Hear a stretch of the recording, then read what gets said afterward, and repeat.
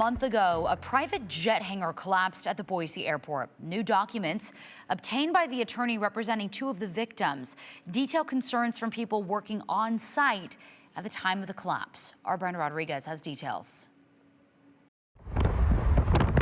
They know exactly what happened. They know exactly the reasons why, and it spells someone's in a lot of trouble. 5 weeks into the investigation of the hangar collapse on Boise airport property, Boise police reports show some employees' concerns in the days leading up to the accident. There were concerns the day before that the structure was not stable. In one report, a crane operator told BPD the hangar's overhead beams were not straight due to, quote, poor assembly and corners being cut. He added the oversight was, and so that's troubling. A supervisor for Inland Crane reported that there was a bow in the beam, saying, quote, it did not look right. A bow is a bend. So that means the material is weak there for whatever reason.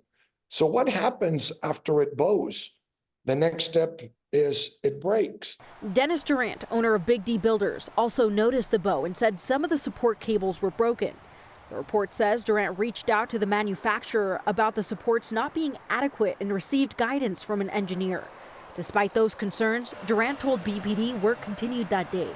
Another crane operator told BPD that he was told to work fast the day of the collapse because, quote, it was expensive to rent the equipment. You have over 1 million pounds or 1.5 million pounds of steel.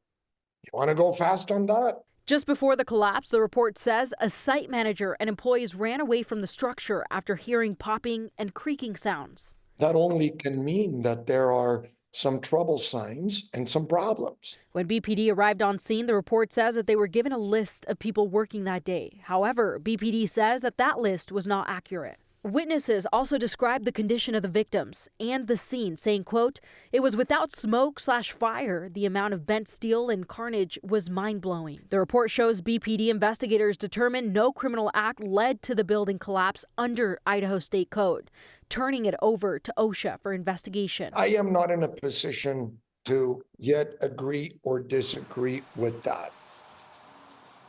Just a horrible tragedy. Cerna visited the site and is doing his own investigation with engineers. He says he's not ready to disclose more information at this time. He's waiting for OSHA's investigation to be done before moving forward with any legal action.